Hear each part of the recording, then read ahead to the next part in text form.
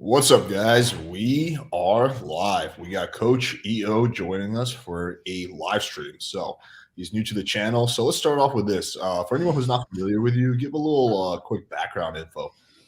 Yeah. Good to be on with you, Alex. Nice to get acquainted, and shout out to everybody on your side. Thank you so I much. started off. I have a very extensive sales background, so I started off as a sales trainer, and then I did Cool. some So as do corporate I. stuff. Yeah. Yeah, so usually a lot of guys with a mouthpiece and that are good in dating usually have a background in sales. But let me turn this down. Got the volume up.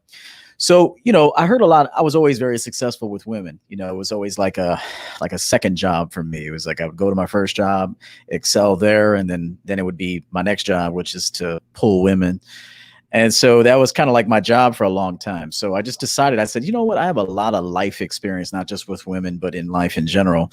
So I said, a lot of people were telling me, hey, man, you need to be some sort of coach, empowerment coach, something.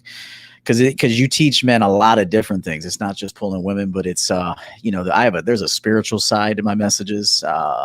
Clearly, I talk about overall self-improvement, but from the inside out. So a lot of my material focuses on intersexual dynamics and how to understand the mind of a woman. But I always say it begins and ends with the man, which is my sign above. So that's what I do. I'm a worldwide coach for men. I do coach a few women here and there, but primarily my target audience is to help men better understand themselves in today's society, but also understand the games women play and how to outmaneuver them and to position it so that both of them can prosper. So you're saying you were kind of like a natural? Definitely. I would say, well, sometimes I fight with that because, yeah, you could be a natural, but you still have to cultivate it. You still have to be Sure. consistent. No. You know what I mean? But I would say yes, for the most part. I've been called that I'm more of a natural. Yes. One of the best guys I know in game. He's not in the community. He's married now, but he was a natural who learned game, and he had the best game, better than any coach, better than anyone I've ever seen. He was the guy that I learned from when I was in college. I'll keep him Cool. anonymous because he's in a completely different world. But yeah, Sure. so there's a lot of advantages to being a natural and then learning game. But it's rare because usually guys who are naturals, they don't want to learn game because they're already like, yeah, I already get laid. Why would I learn game? So it's a very rare combination when you have a natural and he decides to learn the game. But in my opinion, Yes. that's like a superpower right there.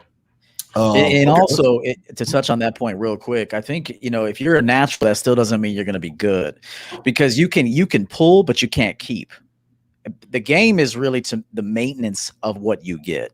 So it's how you maintain what you bring in. So that's why I always tell guys, like, yeah, you could be a natural, but you might only be good at like closing lay downs. Like, really, if you're gifted and you got the looks, you'll get lay downs. But what happens after the lay down? Maybe you want nothing after the lay down. That's fine. But if you want to maintain a rotation, keep women on your team for a lifetime, then you'll need to know how to maintain that situation. So I would say naturals don't equate to having great game. They're naturally gifted, maybe with the looks or the personality or the charm, but they still have to cultivate it and perfect it.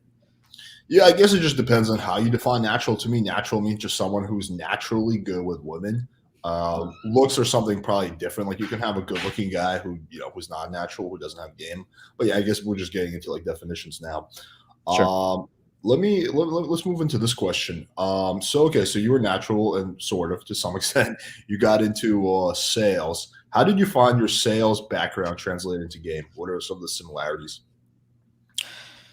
Mainly, it's just understanding human psychology is kind of how I went with it. When I was young, I always picked up on little quirks people have, their ticks, their personas, their certain cultivated identities, and even a buyer is a persona. Like that's a persona. They come into the establishment as a buyer, so they're playing the role of a buyer. There's a little resistance. They're going to ask questions, even if that question is not important to them. They're still going to ask it because they're going to make you want to earn the sale. Because the money outweighs the service of the product, usually in the mind of a consumer, unless they really, really want that product. So I guess I just always knew human psychology by diagnosing my own. And then as I dealt with consumers, I started to see, okay, I paid attention there. I listened to them. I understood their needs. Didn't try to necessarily sell them too much, But after finding out where they're coming from as to where they want to go now I can add value. So it was always, my mind was always 3 steps ahead of the consumer, not so I could take advantage, but so I can actually help produce what they're looking for, and in return get what I'm looking for. So that's how I always looked at it, was just learning human psychology by starting with my own, and then kind of practicing and experimenting with other people. Sure, sure. What kind of sales did you do? All kinds. I was in web development sales. I was in retail sales. I sold cologne in my early 20s. Then I got into furniture distribution. So there was a lot of different things. Cool. Yeah, I did solar sales. I sold solar panels for a while. Oh, okay. Okay. It was good times. Yeah. But I yeah, I do worked with find a guy that you remind me of a guy I used to work with. He was an Italian guy, real smooth. The only thing that held him back was his bad habits. He loved to drink, loved to smoke, and he was always hungover. But he was a gifted salesperson. But I used to use his bad habits to my advantage. So if I knew he was partying the night before, I would say, "Oh, this motherfucker is either going to call off or he's going to be lazy tomorrow." So I'm gonna. That was another thing, just not to go too far, but I would learn each salesperson's habits, whether it be good or bad, destructive or productive. So, and then I would use it against them in a way where they're already using it against themselves. So I would just exploit it to make more money. Yeah, that's like basically the opposite of me. I don't really like to drink. I don't really like to smoke. However, and I don't consider myself a naturally gifted smooth talker. However, what I did have going for me was that I am extremely persistent, and I'm pretty smart, and I catch on quick. So I had a really good sales trainer who I learned a lot from, and she took me from like average to good, like really good. And I was persistent. I kept applying, and I wouldn't give up. I would just like kept like hitting up prospects. So I would just hit really high volume, and maybe my conversion rate wasn't that high, but I would just go through high volume until I got like more sales than most people in my company. I mean, I had some records in my company for sure. I remember one day I got like, what was it? I set up like when I was in an appointment center, I set up like 15 appointments in one day, which was like unheard of. Uh, but yeah, anyway, so one of some of these similarities I found between sales and game, I'll list them off. One of them um, is that every prospect is like a lead, right? You shouldn't get attached to a prospect. So like, you have a prospect and you think they're going to buy the product, but you don't want to get emotionally attached because you never know. They might buy, they might not buy. You don't really know until the sale is made. So you just treat everything like a lead, and you run it through a funnel that you've developed that's, strategically proven to work. And that's how you got to look at game. You can't like, you approach a girl and it seems like the interaction went good. You can't, grow attached to that. Like it's not done until it's done. Right. And you have to run volume. You can't just like, hope that one girl is going to work out. So same as sales. Another thing is that you don't want to take no for an answer, not in like a creepy, rapey way, but like, like if a girl gives you like a playful no, that doesn't mean that she's not interested. It just means she has maybe some unanswered concern or objection that you got to address. Same as the prospect. You have someone who's like gives you a hard no, like, dude, I'm not interested in your fucking stupid shit. Like they're probably not going to buy, but you have someone who's like, I don't know. I mean, I got to talk to the wife. Let me get back to you. You got to kind of figure out what's actually holding them back. Mm-hmm. Yep. Is there anything like that at the top of your head that you can name that will be like some other similarities that I'm missing? Yeah, well, everything you said is 100% true. The only thing I would add that I've told my audience before is that there's also that buyer who's ready to buy. So, and the reason why they're ready to buy is because they're exhausted. So maybe they've already tested the market. They visited a few of your competitors, would be other men, if we're talking about the dating game, and they saw like, okay, he's creepy, he's dorky, he wasted my time, he didn't go for the kiss. This one I can tell doesn't know how to fuck. And then she's like ready to stop playing games, like just like a buyer who's like, all right, I'm ready to buy. I know what I want. Like we've all had those lay down sales. They don't come as easily as you think, but they do come. And usually that's the result of an exhausted consumer. And so the same thing with a woman, you can be at the right place at the right time. And that's why I tell guys, and I'm sure you do, always be ready, just, from a mental standpoint, exterior standpoint, behavior, everything. And so then that woman sees you and she's like, oh shit, that's the one. So she's done playing the game. Women want to play the game, but at some point they get tired of playing the game, which is why if you're at the right place at the right time, you can fuck her. So true. Yeah. So that's the only aspect I would say. The tough part is when this is what I tell guys, the challenging part, I should say. Um, if she just got fucked last night and it was good, she's not eager to fuck right now. A lot of guys think like women have the same exact sex drive as a man. It's similar, but they have different reasons why they want to fuck. Men just want to fuck. Women have to have a certain reason to want to fuck. So if she just fucked last night, that's not to say you can't fuck her the night after, but she's pretty full right now with that. It's like a vampire. She's pretty full of cum. Yeah. It's like a vampire. You know, she just ate, so she doesn't need to feed right now. So a lot of seduction and connection has to do with timing, and a man has to kind of be able to read a woman if she's ready for what he wants. And if he's not, then there is a certain element of playing the long game with her until she gets horny again. I would say the one exception is a small percentage of women who are like high promiscuity. Wow, I'm fucking struggling with that word. And they're going on like a rampage, quote unquote. Like maybe they just broke up with their boyfriend a few months ago, whatever. If she's on a rampage, then that might actually work in your favor that she got fucked the night before, because he kind of like started off the rampage and now she's just like going to keep going. Yes. That's not the majority of women, at least. Well, in Miami it might be, but in most places probably not. Yeah, and men need to know that's like dysfunctional behavior too. So like, don't fall in love with a bitch on a rampage. It's like, you know, guys will get laid and then fall for the chick, but she's just on a rampage. She's clearly dealing with some sort of unresolved emotional trauma that she can't seem to manage at the time. So her best way is to cope through sex. So a lot of guys, you know, guys don't understand that, which is why I try to teach that. It's like, don't fall in love with her. Like she's just in a phase right now. Right. All right. So this kind of naturally leads me to the next question. So what are some of the big things you teach? For one, I really teach just manhood. So like self-sufficiency.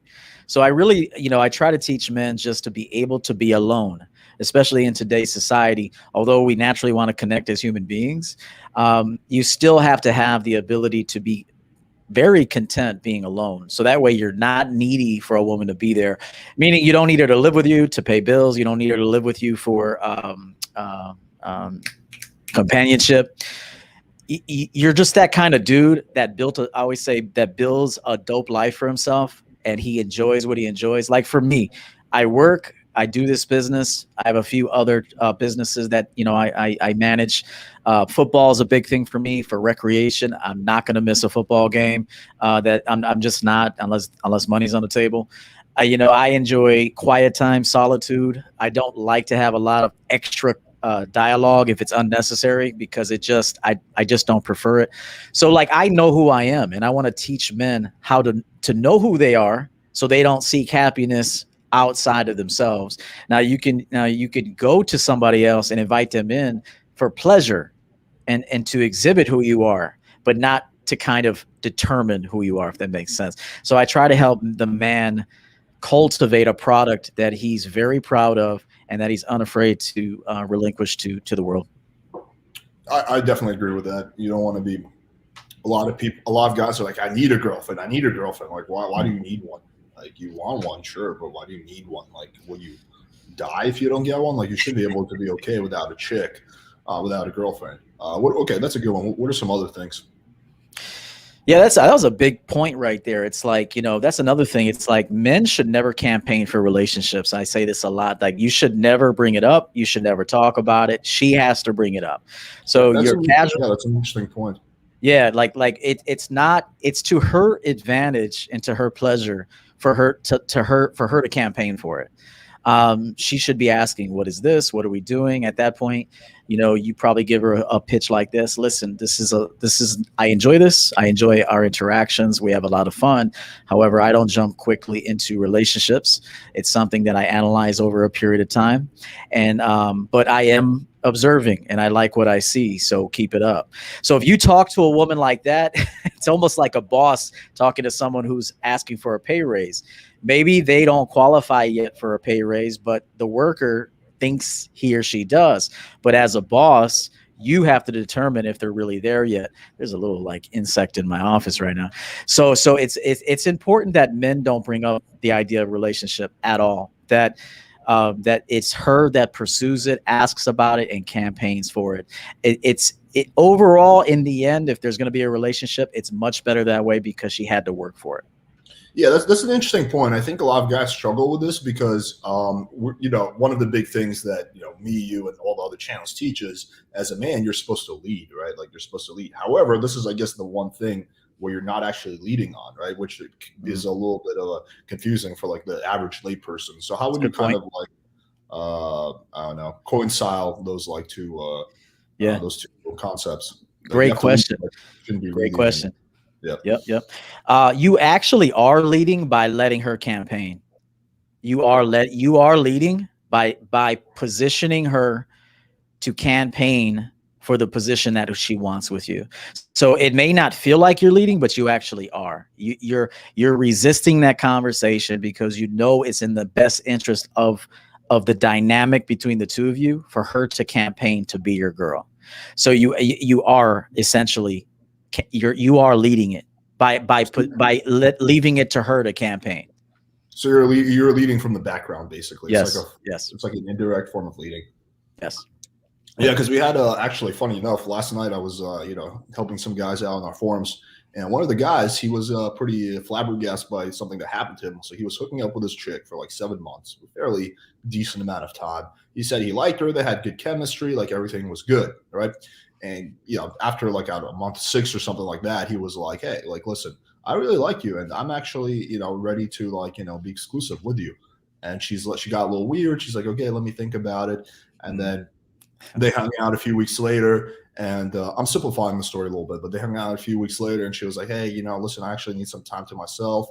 I'm sorry, I can't like be there for you." And like she actually more or less ended it.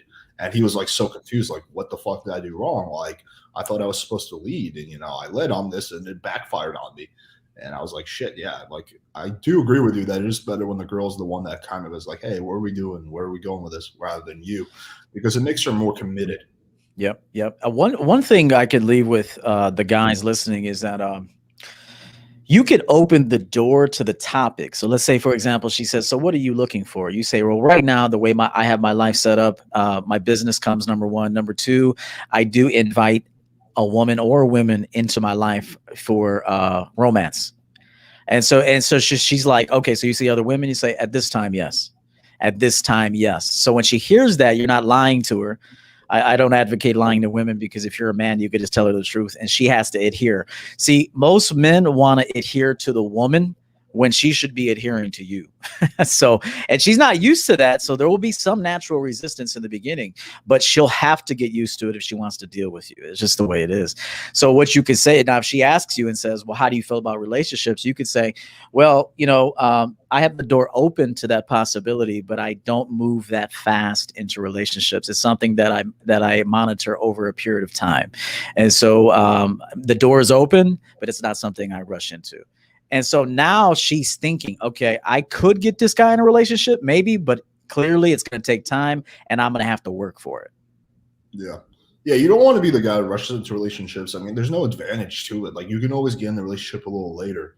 There's no advantage to like rushing into a relationship, rushing into marriage, especially. Like, I never understood why people do that. Like, for me, I'm not 100% opposed to marriage, although I don't really see the real point in it for a guy. But I would have to like live with a girl like for an extensive period of time. There would have to be like a long tryout. Like, I never understood why people rush into this stuff. And like, there's no advantage for you as the guy to rush into this. Like, you just want to take your time and really, feel the girl out.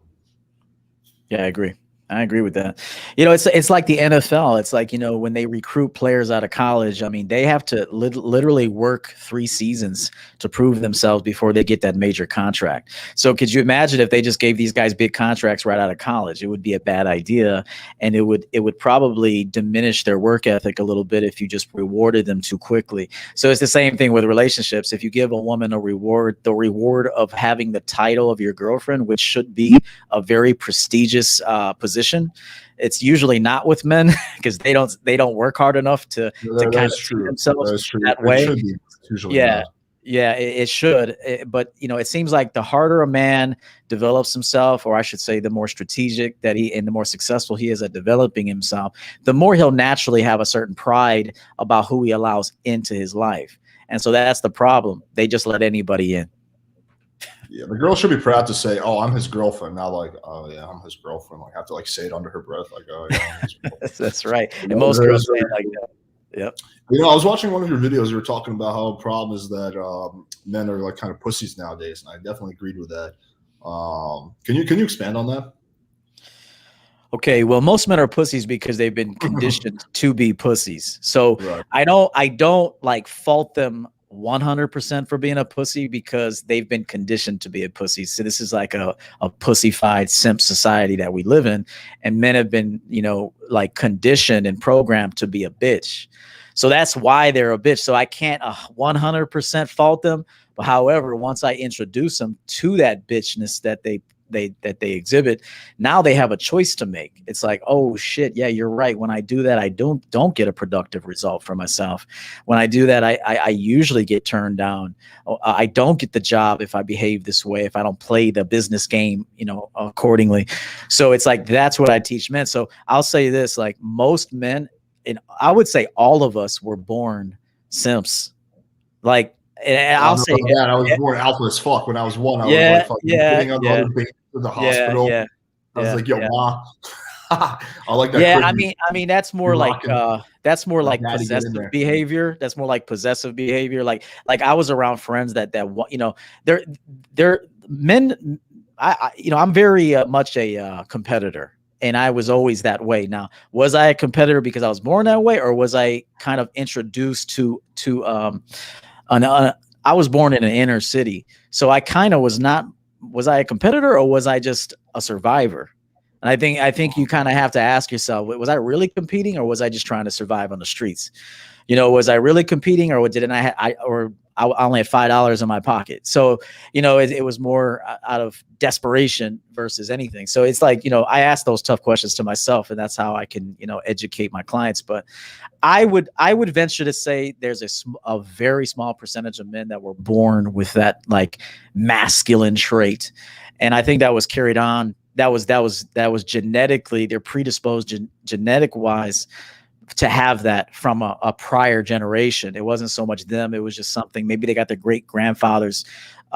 Maybe he was a leader, and they got an element of that in their DNA. So I will just say this: for the most part, due to social conditioning, internet marketing, movies, all that shit, men are conditioned to be simps, and women are conditioned to be delusional bitches. Okay, so women are conditioned to be lazy, delusional bitches, and men are conditioned to be lifetime Hallmark card simps. And so my job is to reset that whole dynamic. Yeah, I'm gonna have to push back with on a little bit on this one. So I Sure. think that it really depends on how you're raised, what culture you're in, because American culture is not the majority of the world. For example, I think, and even in America, there's a lot of parents who do raise their kids to be like, bosses and alpha. It's just like most of the time, yeah, like you do have a lot of like, like parents are trying their best, but they like, for example, my parents tried their best, but they didn't really know how to like raise me to be successful, right? They just did their best.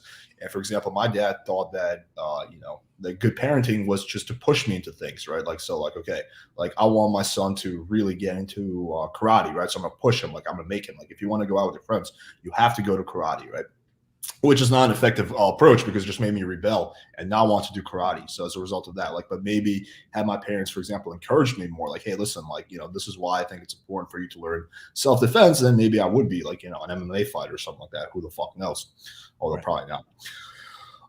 I think that in terms of the woman thing, really just depends on the culture. Like you see a lot of like in Latin America, Eastern Europe, whatever. Like most of the women are taught to be like, hey, listen, like you have to, develop feminine qualities. You have to learn how to cook. You have to learn how to do that. You have to make the best of yourself. You have to get an education just in case you don't find a guy or whatever. So I don't know if it's the majority of the time. I think that it definitely happens. Like there's definitely that culture, but I don't know. I think the rest of the world isn't as bad as America. Cool. Yeah. But I see the truth in that, and the whole nature versus nurture thing. That's definitely part of the equation. But I think there's just certain men that are, like you said, like you mentioned earlier, the natural. I think you're predisposed to be a certain way genetically. You're like a version of generations before you mixed into one. A lot of us think we actually are making a lot of these decisions, but a lot of these decisions that we make have been like made for us, like in some fashion, whether it be by social conditioning or your predisposition to be geared in that direction, which is like a totally different topic. But I like to discuss things like that to give people a better understanding of why they tick the way they do. But I completely agree with you. yeah, nature often becomes nurture. Like, for example, if you're like, athletic and built and tall, you're more likely to join the football team, right? And then you get like positive reinforcement, and you're more likely to get Yes. attention from girls. So your nurture, whatever, becomes like positive. Versus if you're frail and whatever, then you're not likely to engage in sports. You're not likely to get positive reinforcement from girls, and that becomes nurture. So it definitely all like ties into each other. It's It like this does. weird Yep. cycle that kind of can build on itself in a positive or negative way. Yep. I will say this: I've noticed that if you were like, it's easy when you're growing up to be jealous of the popular kids in high school, but a lot of them are like fucked like later on because they just don't develop any like work ethic and they just become lazy. Like a lot of the popular kids I went to high school with are just like they're not doing shit with their lives. They're like all fat and married and broke and addicted to painkillers and all that shit. You know what Yeah. I mean? Just because they never had to like really work. They had it set and they never developed some characteristics. So it's a blessing and a curse to have like, a really good, I don't know, almost like start in life in a way.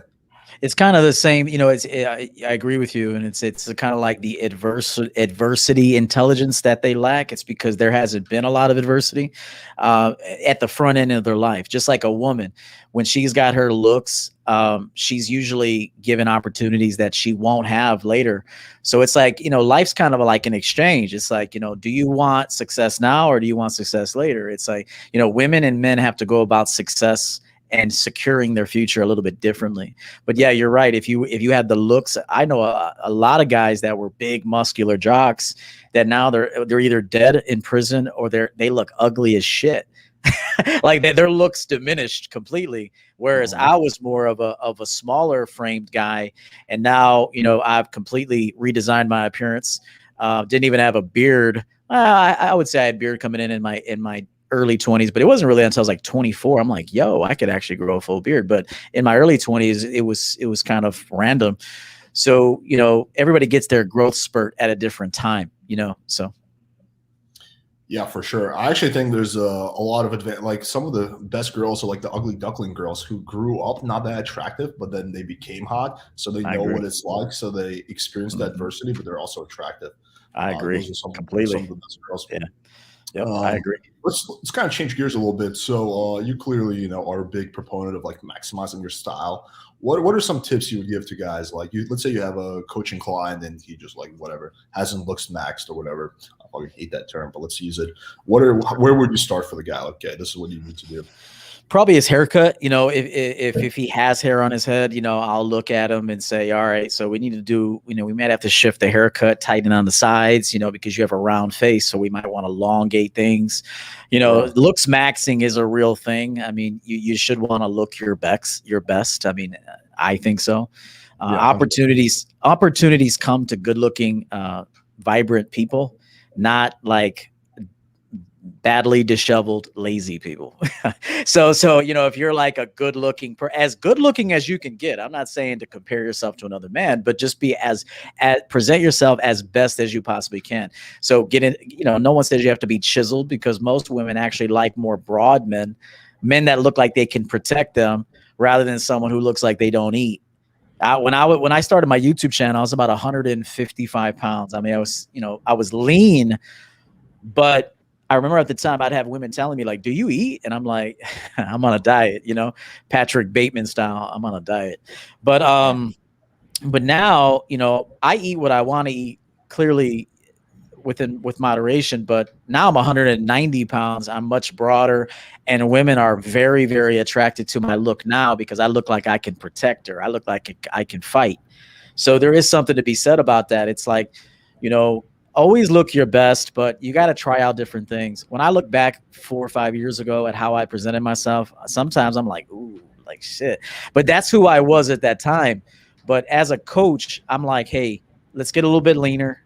Um, let's fix our credit, because if you know, when you, it's hard to be confident if you're financially struggling. So it's more so those are the things that I concentrate on. It's like, hey, let's fix your credit, let's run a credit report, let's negotiate paying off this loan, this debt that you have.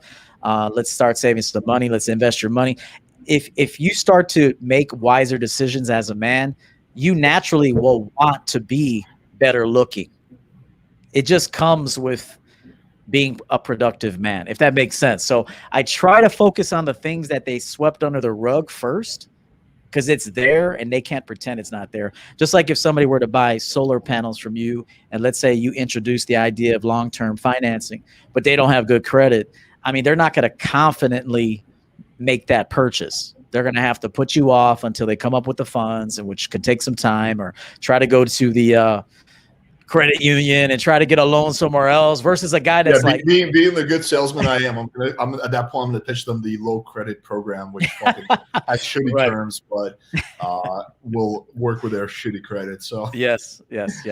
But ultimately, I guess, in short, to shut this one down, is that when a man is hitting all his targets, you know, financial, credit wise, health and fitness, spirituality, he's built a home that he loves to be in, and a lifestyle that he enjoys, then it makes doing the other parts so much easier.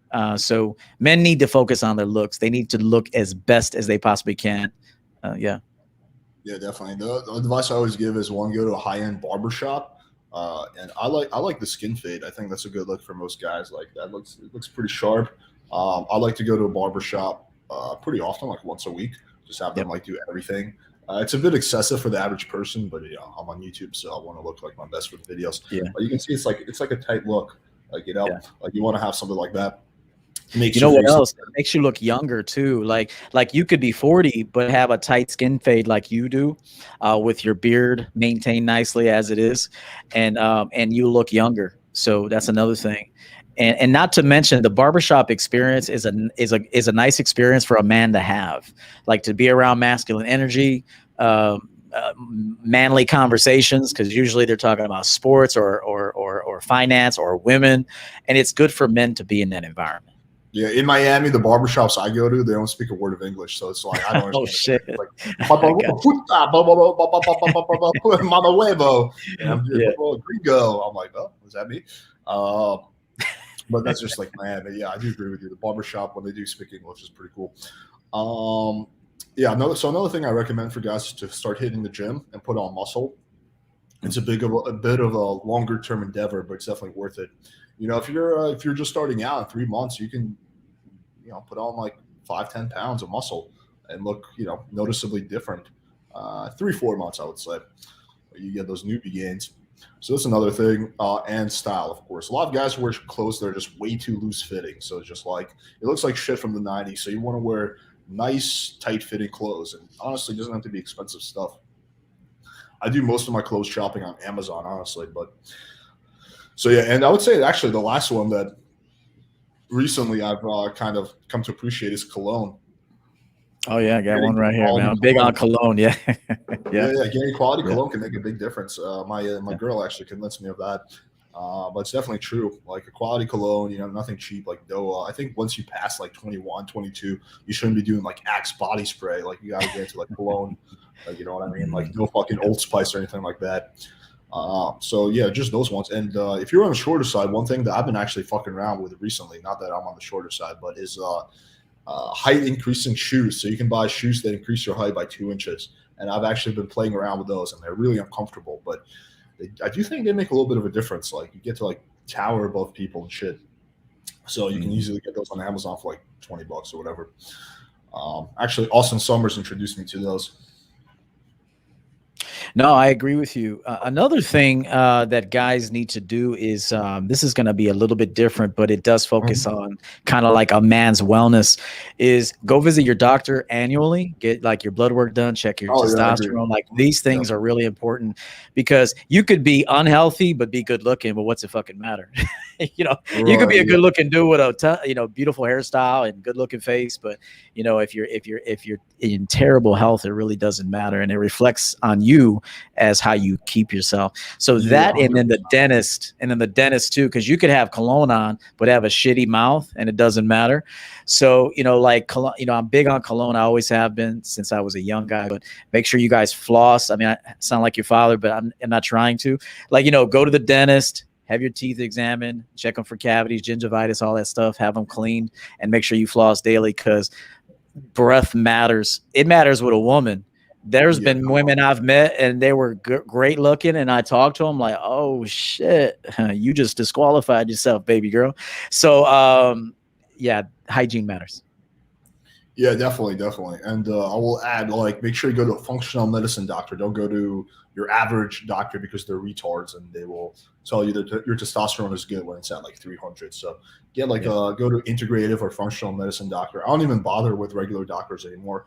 I just find them such a waste of time, and I just think that the few things that I know about medicine exceed their basically shitty knowledge. Not to sound like smug, but yeah, go to like a functional medicine, integrative medicine doctor. That's like when I think of like medicine or any of that stuff, I just think to myself, what do rich people do?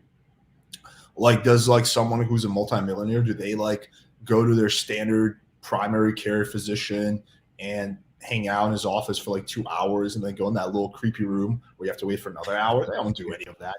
They go to like a cash only, top of the line functional medicine doctor where they come right in and the doctor gives them like actual solutions instead of telling them to go to like a specialist.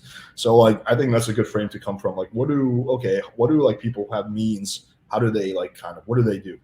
And so that's kind of been my guiding, force, I guess, in a way. Um, Yeah, I agree. all right, so let's we got some questions piling up, so let's jump into these. Sure. EO is everywhere. That is true. You do. How's marketing been going for you? Because I do see you pop up quite often. Well, lately, I finally hit an algorithm here on YouTube. So, I've been at this it'll be 4 years in November, but I finally hit an algorithm. So I worked my ass off and stayed patient and knew my day would come. And so I finally hit an algorithm, and now my videos are starting to circulate, and now people are actually finding me. So I'm very happy about that. So that's another thing, guys. Like, you got to be patient. Like, a man is patient. He knows his time will come. He knows his worth. So you got to be very patient in life, because if you stay consistent and you keep getting better, it's inevitable for you to get the result you're looking for. And As so I'll long as just you're say that. putting in the right action, yeah. Like Yes, with yes, PWF, we didn't start making money for a year. We were like making no money. We didn't start making like actually decent money until like 2 years in. So with a yeah, business, you definitely have to be patient. yes. So respect these two men. What's good, Coach? Much love, dog. I look forward to tapping in with you. Nice. But good thing he put the word in there. It would have been kind of weird if he said, "I look forward to tapping you." Yeah, I let some of the guys on Instagram know I was going to be here, so there might be some Nice. unfamiliar people coming in. All good. Do you think men are socially conditioned to be soft, or is it more of a combination from bad dye, chemicals in plastics, etc.? What are your thoughts on this? Yeah, all of the above. A lot of it is environmental. It's what you eat. Yeah, definitely. It's a combination of everything, but what works for one won't work, may not work for another. Like, my diet is I've tested my body, what my body responds well to, what it doesn't. You could even, like alcohol, like my brother could drink like a fish and get up to go to work the next day, and he'd have a little hangover. But as I got into my 30s, my hangovers lasted 3-4 days. I had pancreatitis a couple times. I never had pancreatitis in my 20s. I used to be a big binge drinker. I'd party Yeah, all night, turn up and shit, close bars down. And then, so now I don't even drink. This is just for display, or if yeah, Alex yeah, came to me as visit well. me. I barely drink. Yeah. I've So entirely replaced drinking with kava, which I highly recommend. At least it works well for me. But yeah, I used to drink socially, but now I just pretty much replace it with kava. So like, I'll literally show up to a bar with a bottle of kava, and that's my drink. sweet, And it sweet. has pretty much all the same effects of alcohol without the negative effects. So you get all the positives of socialization, of like being loose, and just like being chill, but without any of the negatives. So I love this shit. Interesting. Cool. Uh, is there a characteristic that defines the simp? Yeah, I mean, it's just a man that doesn't know himself, so he seeks to find himself outside of him, often with women. So it's like the set when once you start to kind of live according to your own terms within reason, because nobody has complete freedom, nobody, but as close as you can get to having the most freedom for yourself, which takes time to build and put yourself in position for that, then you won't think like a simp. But uh, in the intermediate stages of life, you will think like a simp. You just will. So if you find guys, or if you have a strong father that teaches you, a lot of fathers are strong, but they don't teach you about women. Like they'll teach you how to work on a carburetor, but they don't teach you how to handle like a chip test from a That's basically woman. my childhood. Yeah, my dad was Yeah. I had like definitely a strong father, but he never taught me anything about women. He just would like to brag sometimes, but he never really like told me. Yeah. Yeah. Um, I would say it's fear. Like you're just afraid to go for what you want. You're Mm. just playing it safe all the time. You're always playing in safe mode, and you're afraid. You're afraid of failing. You're afraid of getting rejected, and you let your fear just like control what you do. I would say that really defines the simp. Just constant playing it safe and living in fear. Can't believe there's a timeline not too far from this one where we were watching Alex's instructional karate channel. You know what? One that would have been more likely is instructional snowboarding channel because believe it or not, when I was 1920, my dream was becoming a professional snowboarder, and I was working hard at it. I was like going snowboarding every weekend. I was driving up to the mountains of New Hampshire. I would drive like 3 hours just to snowboard for a day, and I was getting pretty good at it actually. There's actually videos. Here's a challenge. You can probably find some videos of me snowboarding on YouTube. It's not going to be on my channel. It's going to be on other people's channel, Nice. but they exist. But See, then I that's a injured man. myself. That's a man living a dope life. He's living a life that he wants to live. He snowboards, he does what he wants to do, and women are attracted to men that live a life they're proud of and they're happy to like flaunt. So when I hear you say, "Hey, you can find me doing this, you can find me doing karate, you can find me doing this," that's a guy that's living his life. Sure. I mean, I was still getting like practically no pussy at that time, like 1920, but I was definitely happy snowboarding. But then I tore my labrum snowboarding, and that was the end of that. Uh, on Big Tit Tinder. Closed the Big Tit Tinder chick last night. Thanks, Alex. That's how we like our Tinder chicks with big tits. All right, let's see. What else we got? Oh, shit. Coach EO in the house. What's up? How you doing? Floss and save your money. I knew I should have trusted my dad for indirect dating advice. Yep. Is the West really that bad? Where else are you going to make money? No, I don't think it's that bad. I just think there's certain advantages to like women from other countries. But no, there's some good chicks in America, I would say. But, there's more in other countries. Coach EO is the smoothest, confident talker in the game. You are a very smooth. I will give you that. Like you do have like a very smooth flowing voice. Did you work on that? Like, did you do like any Oh kind yeah. of vocal training? Never did any vocal training, but you just got to listen to yourself. I look back at some of my videos when I started 3 years ago. I'm like, who's that guy talking? I had the game, but I didn't have like the vocal presentation down. So, Okay. you always got to like self-analyze and introspect. And that's something I teach too, guys. Like, hey, instead of looking out there, look in here. Study yourself. How can you do better today than you did yesterday? Even in sales, I would always go back and ask myself, why didn't I close that? Was I over persistent? Wasn't persistent enough? Did I not demo the product? It's just so many questions that I tend to ask myself, which helps me perfect my game.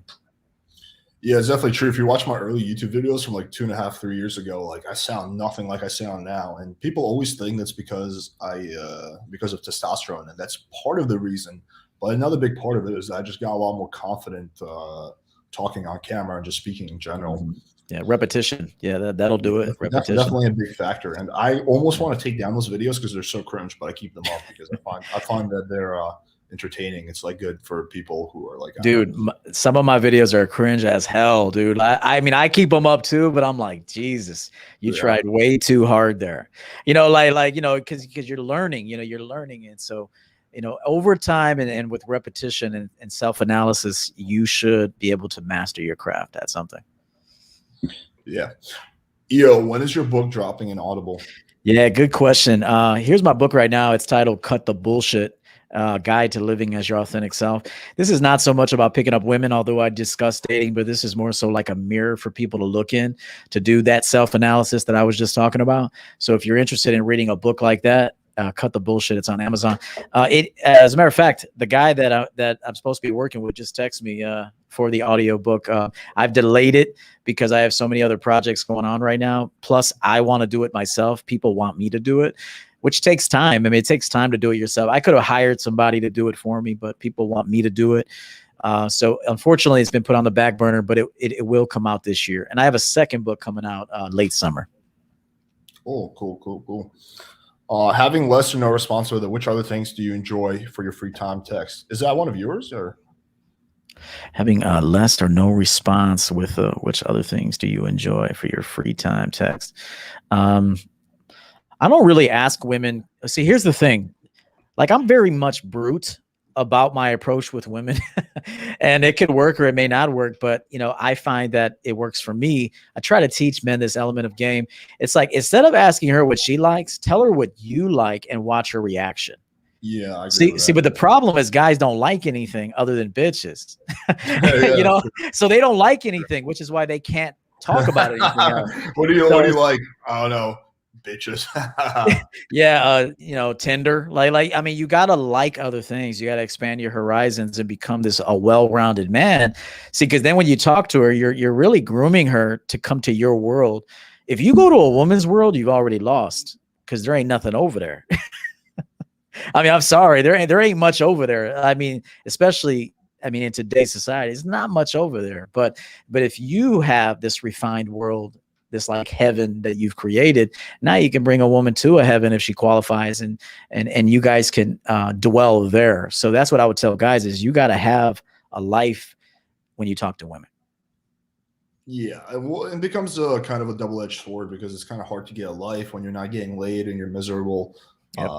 Yeah, and I'm kind of guilty of this myself because here's what I enjoy. I enjoy making YouTube videos, the business. I enjoy playing with my dog, and I enjoy, getting laid, probably and hanging out with my friends, like 4 things, really. But fortunately, 2 of those things happen to be very fascinating, like my dog and, the YouTube thing. So I have more than enough just to go off from that. So you don't need that many things you're into. You just need a few that are like kind of interesting and that you're passionate about that can be interesting to the girl, like playing Dungeons and Dragons, even if you're super passionate about it, isn't really going to be that attractive to most girls. So yeah, that's not really a text that I ever use either. A variation of this text that I might use, I might say, so give me the basics: tattoos, kids, crazy kinks, ?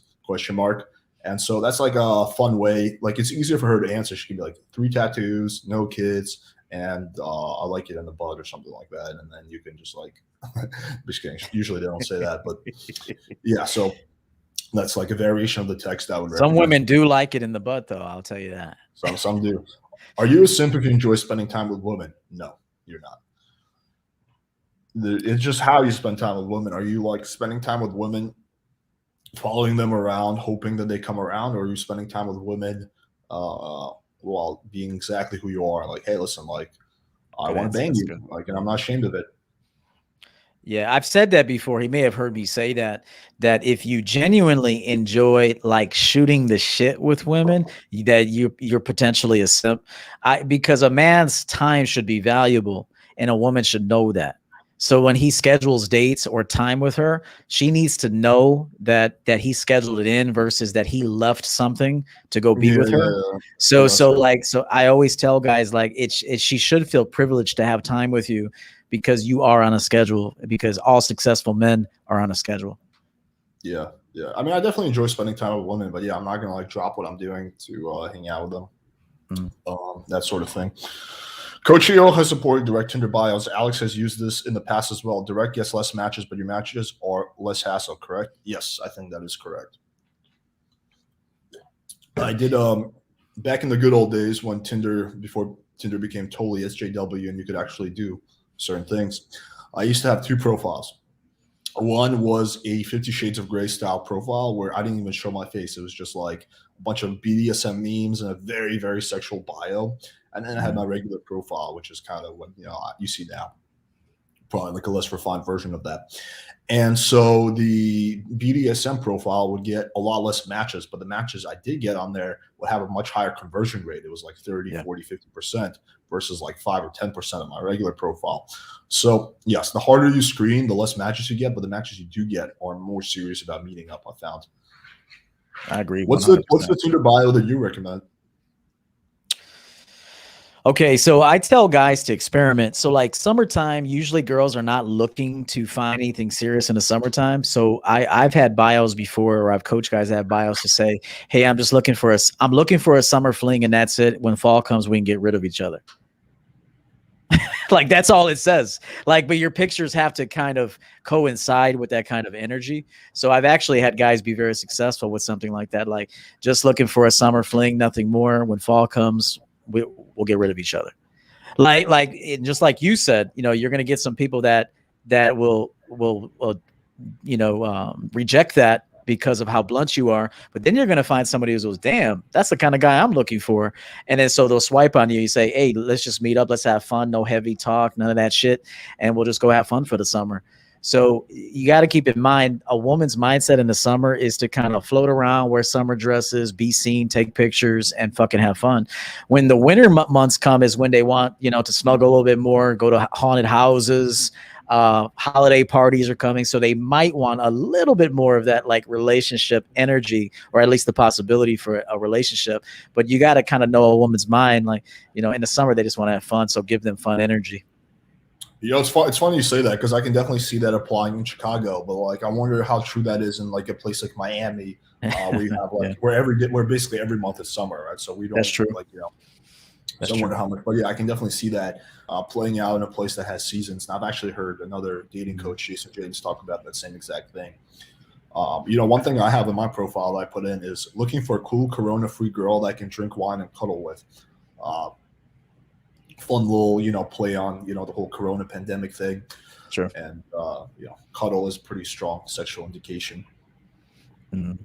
Really appreciate you having a wide variety of guests on your channel, Alex, and being so even-handed. Well, thank you, sir. I do try to bring a diverse background to this channel, not just have on my bros. I live in South America. I know I can make it, but how hard is it in comparison with the U.S.? Well, I guess that just depends on what we're talking about. I know nothing about business or finance in South America, but in terms of women, it's actually way easier there. So, yeah, you should have a way easier time, building up a social circle and getting laid and all that. I don't know. What are your thoughts on this? I really don't consult a lot of guys when it comes to are women easier to deal with versus, in the United States versus outside? Because I feel like if you're a simp everywhere you go. If you're a man everywhere you go. So I can go anywhere in the world right now and I'm still going to be this man. And so it all comes back to who are you? So I don't really subscribe to the whole notion that women are easier and more feminine, because if you give a woman in a third world country, not a third world, that would be excessive, but somewhere like Brazil or something like that, if you give them simp energy, trust me, they're going to exploit you. so you are what you are no matter where you go. That's how I teach. Sure, but there's you can't deny sexual arbitrage. So like if you go to Brazil, for example, you will get like 10x the number of matches, and they will pursue you a lot harder. Sure. So you kind of, that becomes like, I remember when I was in Colombia, by day like 10, I was just like walking around. I was like feeling like, the hot girl, basically, because it was just over inundated with like opportunities. Like there was literally like the girls were basically chasing me at this point. And that carries over. And even though I'm fairly confident, even in America, I'd be lying if I said that didn't affect my, level of entitlement and confidence. You just walk around and feel like a king, basically. Sure. I have had one-on-one coaching with EO, and I found him to be really genuine and sincere. Oh, shout out to AO or John at Australia. John, that's my guy. What's up, brother? Nice. What are some of your favorite collaborations you've done? Hard to say because I've done so many, but I don't. It would be an impossible question to answer. I've enjoyed the porn star interviews a lot because those are fun. I like asking them about their fucked up, porn star backgrounds and whatnot. I've enjoyed some of the female dating coach, but like I enjoy like pretty much all the collaborations I do. Like this is a good one. Like pretty much all of them really. It would be hard for me to pick like my favorite one.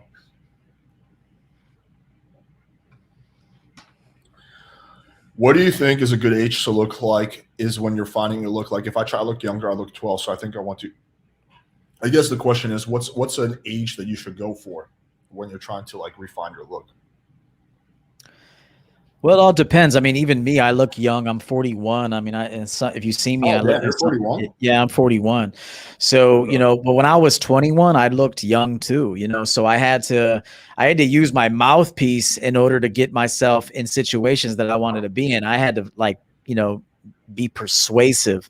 So if you look young, you got if you look, it just all depends. As I've gotten older, I'll say this to young looking guys, just give it another 10, 15 years and you're going to look really good for your age as long as you maintain and, you have some sort of skincare routine and you keep your body in decent shape.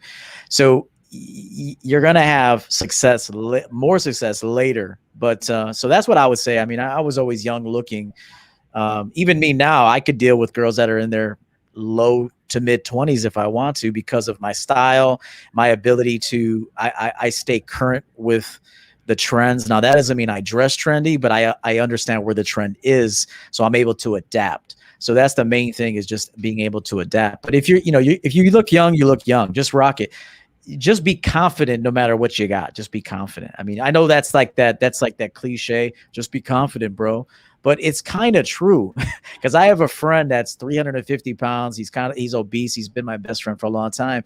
But if you talk to him, you would think this motherfucker was like a multimillionaire, 6-pack abs. Like, he talks as if he's the shit. And then women respond to that. Like I mean, he's never had a problem with women, and he's a very heavy set, like hillbilly dude. So Really? yeah, I mean, I got to bring him on the show. He's a heavy set country boy from Alabama. He's been my friend since we've been friends since 16. And when we go to bars, he's like, yeah, give me a Guinness. Like, he sits confidently, like he doesn't give a fuck. And because he doesn't give a fuck, he tells women whatever he wants to say. And they're like, damn, like, I like this guy's attitude. So it all comes back to attitude. Yeah, I'm always fascinated by those guys that don't look like they should be confident but are confident. I have seen a few of those myself. They are a bit of like a rare exception, but they definitely do exist. Yeah. And Alex, there's a lot of good looking guys that have no confidence and no mouthpiece and no social awareness. So, they both need to work on it. I've definitely seen that as well. Yeah, there are those exceptions. I was going to say, you do not look 41, man. You look like, I thought you were like late 20s, early 30s. Yeah, I'm 41, man. I mean, I got some, gray chest hair and shit, but the women like it. Got some gray in my hair. You just can't see it. But, yeah. Hey, Coach Hero, I've heard Alex say that he can't be friends with a woman unless he slept with her. What are your thoughts on that? So let me just quickly, I didn't say I can't. I just usually don't, but there are exceptions. If it's for business reasons, then I can be. Like, for example, I'm friends with Kezia somewhat, but, it's for business reasons, right? So I usually just choose not to, but I if I wanted to, I probably could do it. But yeah, so anyway, that's kind of my preface. What do you think? Okay, again, I'm speaking for myself here, not speaking for other men. So I see absolutely no benefit to deal with a woman if we're not fucking or we're not making money. Like, I personally see no benefit to deal with a woman, because I would rather deal with a dude. I'd rather, for recreation talk, we're going to talk about politics. I mean, the stuff that maybe you and your boy talk about, I will find those conversations more appealing than sitting here talking to a woman, because I've already, I'm already very, very advanced in the game. So me personally, I really don't see a huge benefit. The door's not shut. It's open, it's cracked. But unless you're making me money or we're fucking, I don't really see a big benefit to stay in close contact with you recreationally. Okay. Yeah. So for me, it's like, it's a little bit different. It's not that I'm friends with quite a few girls that I used to hook up with, and I would consider ourselves fairly close. And I genuinely enjoy our conversations, even though we're no longer fucking. But I Mm. just don't know how feasible it is for a straight guy to be friends with an attractive girl if they've never had sex, because I just think that's always going to be like lingering. It's going to be like the elephant in the room, and Mhm. I just don't see those like working out. Like if you're a gay guy, sure, and if you're like, the only possible exception is no. Even then, like even if you're in a relationship and she's in a relationship, even then there's still going to be that sexual tension or whatever. So if you're a straight guy, I just don't see it's possible. Now, once you get sex out of the way, and then you both choose to be friends, then I think it's a different ball game for me. Yeah. Question Alex, what are your thoughts on men distinguishing between raw sex drive and the need for affection? Um, I'm a little confused by this question. Do you understand this? Let me read that up from Australia, John. What are both your thoughts on men distinguishing between raw sex drive and the need for affection? Okay, so I think the need for affection, that might okay. There's layers to this. It's like a loaded question, which I'm just going to answer it in one facet, but there's more to this question. Um, Now, there's something to be said about enjoying the masculine feminine exchange. Like, I do enjoy being around a feminine woman. It is a pleasure, but it's not a need. Okay. So if it's not there, I'm good. If it's there, I'm good. So part of that is because of how I've prepared myself mentally for life. Like, so, and a lot of the time it's like, if you weren't nurtured by your mother growing up, you'll seek it through women, on that affection level. I mean, not to say I don't enjoy affection from a woman, because I certainly do, and I love to give affection, but it's not something that I personally need. So, that's just one real quick way that I would say that. It's like, if you're still suffering from your mother not giving you attention growing up, or women, not really finding you interesting, then you'll naturally desire affection from a woman. But if you're pretty full of that, you tend to not desire it as much. Even sex, like, I've had so much sex, and I was married, Alex. I was married for a time. Um, I've been, with hundreds of women, and it could easily be in the thousands if I wasn't married.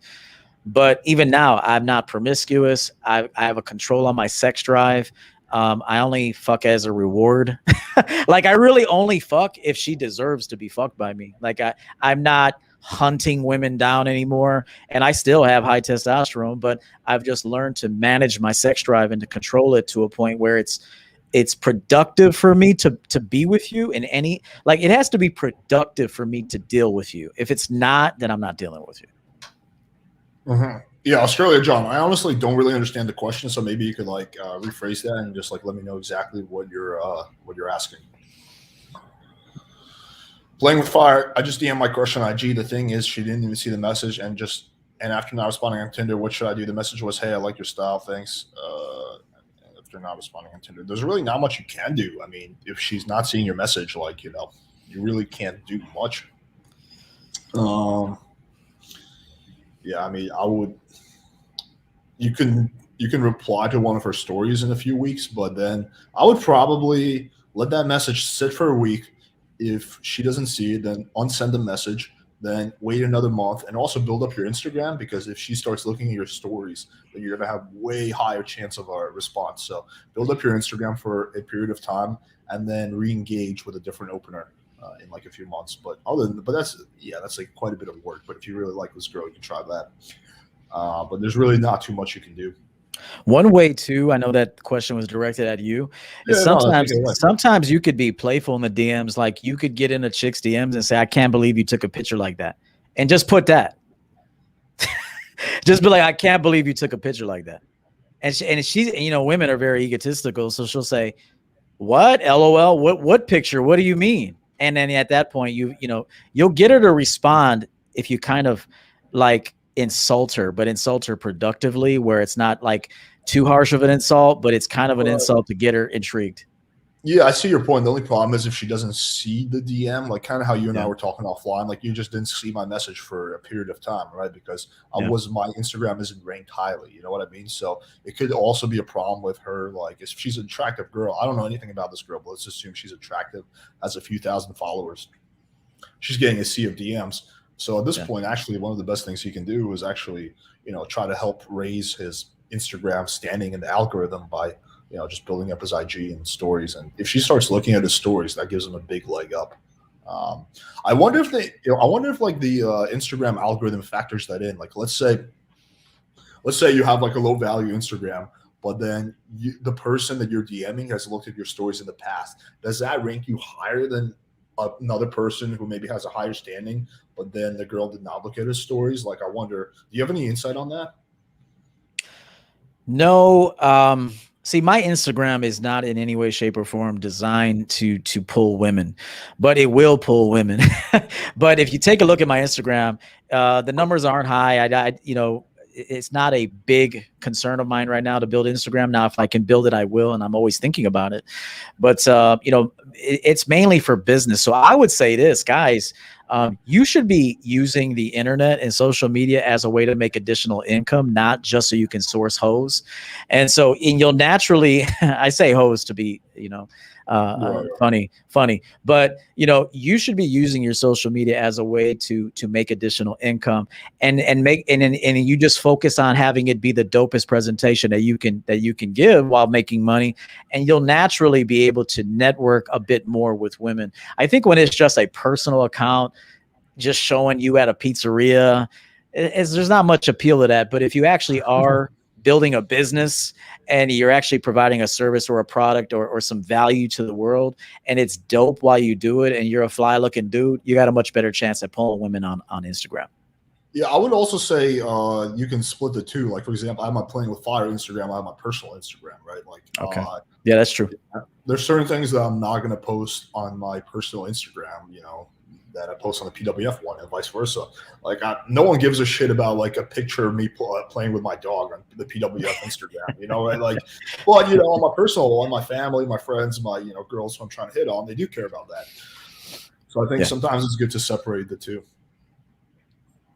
I Okay, agree. let's take a few more. If you're direct with a woman, you just want sex. She says she's attracted but wants a relationship. If you see her around, do you flirt, ignore, act like nothing happened, or remind her of your offer? Hey, by the way, I had an offer for you. What's your take on this? Okay. I always tell guys there's like a time and an environment to be extremely direct in. Like if you're at Walgreens at 2 p.m. in an aisle, in the Band-Aid aisle, you don't want to just walk up to a woman and say, "Hey, I'm interested in fucking you." So like, the environment and the time of the night or the time of day has a lot to do with a direct approach being productive and resulting to something. But it really doesn't matter at the end of the day what the woman says, because that's not to say don't respect it. Now don't do anything you're not supposed to do. However, you lead with your truth. She's going to have a response, whether that be favorable or some resistance. And you just kind of say, "Hey, listen, I respect what you want, but this is what I'm interested in. And I'll tell you what, I'll give you my card or my information. This is where you could find me when you're ready."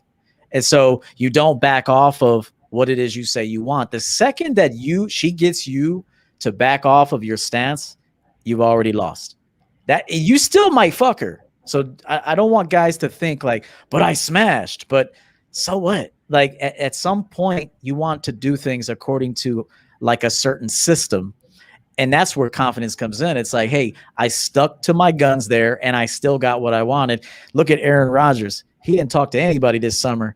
He got them to renegotiate his old contract. He's working. He's going to play one more season, and then he's out of there. And he's even dogging out the organization in the press conference because he did everything on his own terms. So I would say, like, if you're gonna say something, make sure it's appropriate, the appropriate time of the day and environment to say that in.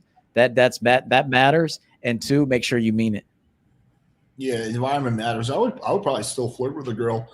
And no, I would not address it. I would not be like, "Hey, by the way, remember that time that you said you wanted a relationship?" I would just probably just keep flirting with her.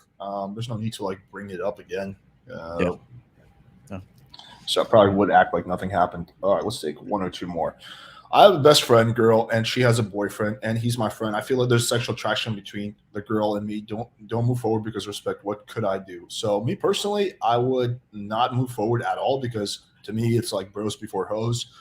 So I would not jeopardize my friendship with a guy with someone, my friend, over a girl ever.